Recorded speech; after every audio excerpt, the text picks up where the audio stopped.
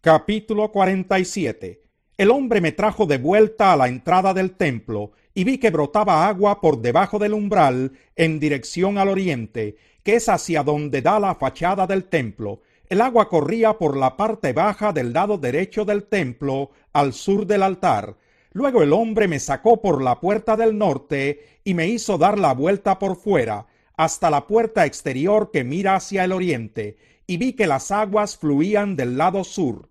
El hombre salió hacia el oriente con una cuerda en la mano, midió 500 metros y me hizo cruzar el agua, la cual me llegaba a los tobillos. Luego midió otros 500 metros y me hizo cruzar el agua, que ahora me llegaba a las rodillas. Midió otros 500 metros y me hizo cruzar el agua, que esta vez me llegaba a la cintura.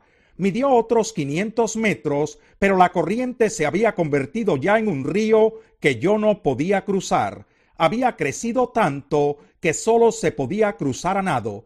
Entonces me preguntó: ¿Lo has visto, hijo de hombre? Enseguida me hizo volver a la orilla del río, y al llegar vi que en sus márgenes había muchos árboles. Allí me dijo: estas aguas fluyen hacia la región oriental, descienden hasta el Arabá y van a dar al mar Muerto. Cuando desembocan en ese mar, las aguas se vuelven dulces. Por donde corra este río, todo ser viviente que en él se mueva vivirá. Habrá peces en abundancia, porque el agua de este río transformará el agua salada en agua dulce, y todo lo que se mueva en sus aguas vivirá.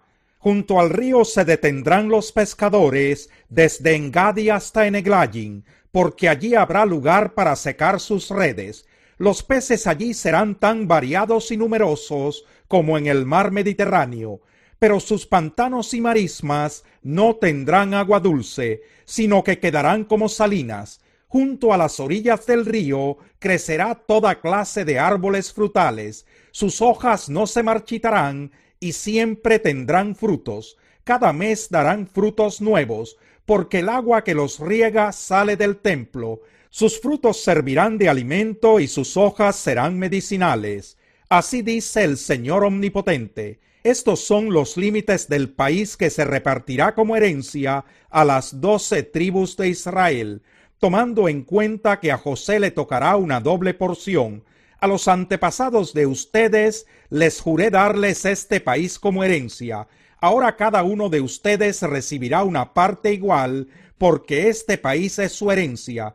Por el lado norte, comenzando desde el mar Mediterráneo y pasando por la ciudad de Etlón hasta la entrada de Sedad, los límites del país serán Hamat, Berotá, Sibrayim, que está entre el territorio de Damasco y el de Hamat, y Hazar-Aticón, que limita con Jaurán. Así el límite norte se extenderá desde el mar Mediterráneo hasta Hazar-Enán. Al norte quedarán los territorios de Hamat y Jaurán. Por el oriente, la frontera entre la tierra de Israel y Jaurán, Damasco y Galaad será el río Jordán, hasta la ciudad de Tamar, que está junto al mar Muerto. Este será el lado oriental. Por el sur, la frontera irá desde Tamar hasta el oasis de Meribá Cades, en dirección del torrente de Egipto hasta el mar Mediterráneo. Este será el límite sur.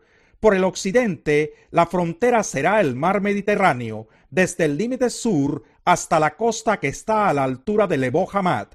Este será el límite occidental.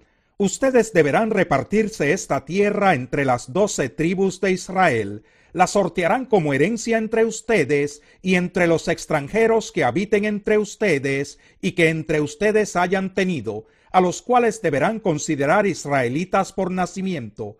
Por tanto, estos extranjeros recibirán una herencia con ustedes entre las tribus de Israel, y en la tribu donde esté residiendo el extranjero, allí le darán su herencia. Lo afirma el Señor Omnipotente. Capítulo 48. Estos son los nombres de las tribus, partiendo desde la frontera norte y comenzando con la tribu de Dan, de este a oeste, y desde el Mediterráneo pasando por Etlón hasta Lebo Hamat y Hazar-Enán, que es la parte al sur de Damasco y Hamat. Debajo de Dan, de este a oeste, está la porción de territorio de Aser. Debajo de Aser, de este a oeste, está la porción de territorio de Neftalí. Debajo de Neftalí, de este a oeste, está la porción de territorio de Manasés. Debajo de Manasés, de este a oeste, está la porción de territorio de Efraín. Debajo de Efraín, de este a oeste, está la porción de territorio de Rubén. Debajo de Rubén, de este a oeste, está la porción de territorio de Judá. Debajo de Judá, de este a oeste, está la porción de territorio que reservarás. Será de 12.500 metros de ancho, y de este a oeste su longitud será la misma que la de los otros territorios. En medio de esta porción estará el santuario. La parcela que ustedes deben reservar para el Señor tendrá 12.500 metros de largo por 10.000 metros de ancho. Dentro de esta parcela sagrada, a los sacerdotes les corresponderá una sección exclusiva que medirá 12.500 metros por el norte y 5.000 metros por el sur. En medio de ella se levantará el santuario del Señor. Esta sección estará destinada a los sacerdotes consagrados, descendientes de Sadoc, que cuando se descarrió el pueblo de Israel, se encargaron de mi servicio y no se descarriaron como los levitas. Por eso, a los sacerdotes les corresponderá una sección santísima de la parcela consagrada al Señor, junto al territorio de los levitas. También los levitas tendrán una parcela de 12.500 metros de largo por 5.000 de ancho, a lo largo del territorio de los sacerdotes. En total, la parcela reservada tendrá 12.500 metros de largo por 10.000 metros de ancho. Como parcela escogida del país, no se podrá vender, permutar ni expropiar ninguna parte de ella, pues está consagrada al Señor. La sección restante de 12.500 metros de largo por 2.500 metros de ancho es terreno profano. Se dedicará al uso común de la ciudad, para la construcción de viviendas y para pastizales. La ciudad quedará en el centro y medirá 2.250 metros de largo por el lado norte, y lo mismo por sus lados sur, este y oeste. Los pastizales de la ciudad medirán 125 metros de ancho alrededor de toda la ciudad. A los costados de la ciudad quedará una sección junto a la parcela consagrada al Señor, que tendrá 5.000 metros de largo por la parte este y otros tantos por el oeste. Todo lo que allí se produzca servirá de alimento para los trabajadores de la ciudad. La cultivarán los trabajadores de la ciudad sin importar a qué tribu pertenezcan. Toda la parcela consagrada, incluso lo que pertenece a la ciudad, formará un cuadrado de 12.500 metros por lado. El terreno que quede a ambos lados de la parcela consagrada y de la que pertenece a la ciudad será para el príncipe. A él le tocará una parcela de 12.500 metros por el lado este hasta la frontera oriental y 12.500 metros por el oeste hasta la frontera occidental. Todo esto quedará paralelo a las otras secciones. En el centro estarán la parcela consagrada y el santuario del templo. Asimismo, la propiedad de los levitas y la de la ciudad se ubicarán entre las fronteras de Judá y Benjamín, en medio de la parcela que le corresponde al príncipe. En cuanto a las demás tribus, a Benjamín le tocará una sección de este a oeste. Debajo de Benjamín, a Simeón le tocará una sección de este a oeste. Debajo de Simeón, a Isaacar le tocará una sección de este a oeste.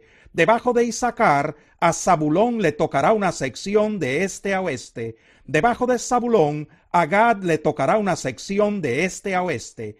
Debajo de Gad, partiendo de este a oeste, la frontera irá desde Tamar hasta el oasis de Meribá Cades y el arroyo de Egipto, y hasta el mar Mediterráneo. Este es el territorio que ustedes repartirán por sorteo entre las tribus de Israel y que será su herencia. Así quedará distribuido el territorio, lo afirma el Señor Omnipotente. Estas son las salidas de la ciudad. Por el norte la ciudad medirá 2.250 metros. Las puertas de la ciudad tendrán los nombres de las tribus de Israel. Al norte habrá 3 puertas, la de Rubén, la de Judá y la de Leví. Por el este, la ciudad medirá 2.250 metros, y tendrá 3 puertas, la de José, la de Benjamín y la de Dan. Por el sur, la ciudad medirá 2250 metros, y tendrá 3 puertas, la de Simeón, la de Isaacar y la de Zabulón. Por el oeste, la ciudad medirá 2250 metros, y tendrá 3 puertas, la de Gad, la de Aser y la de Neftalí. El perímetro urbano será de 9000 metros, y desde aquel día el nombre de la ciudad será Aquí habita el Señor. Capítulo 2. Hermanos míos, la fe que tienen en nuestro glorioso Señor Jesucristo no debe dar lugar a favoritismos.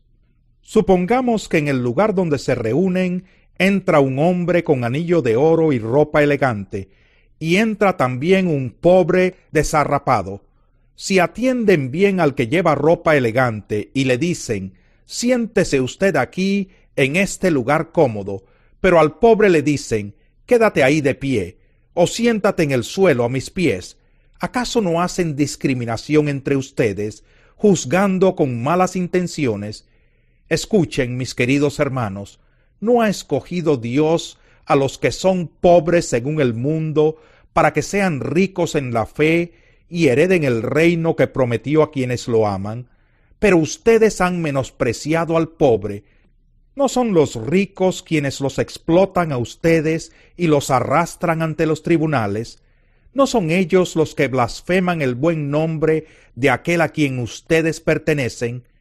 Hacen muy bien si de veras cumplen la ley suprema de la Escritura: ama a tu prójimo como a ti mismo.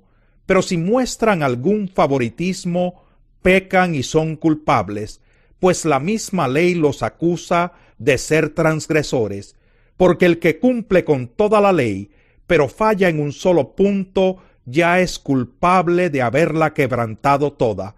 Pues el que dijo: no cometas adulterio, también dijo: no mates. Si no cometes adulterio, pero matas, ya has violado la ley.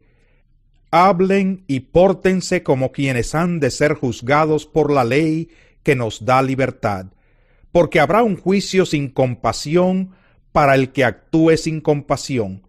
La compasión triunfa en el juicio.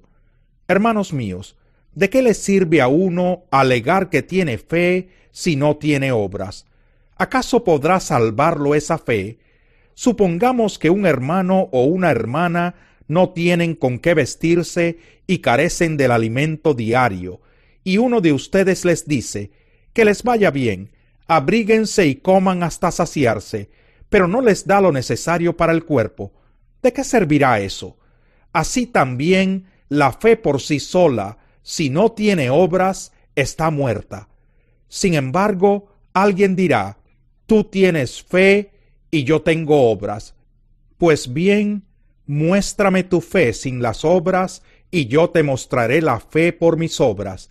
¿Tú crees que hay un solo Dios? Magnífico. También los demonios lo creen y tiemblan. ¡Qué tonto eres! ¿Quieres convencerte de que la fe sin obras es estéril?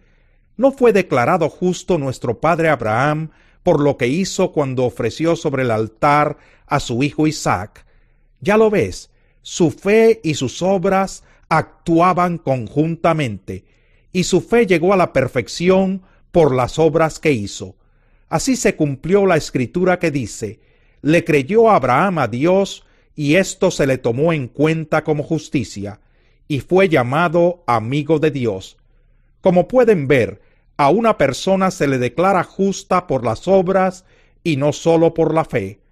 De igual manera, no fue declarada justa por las obras aún la prostituta Rahab, cuando hospedó a los espías y les ayudó a huir por otro camino, pues como el cuerpo sin el espíritu está muerto, así también la fe sin obras está muerta.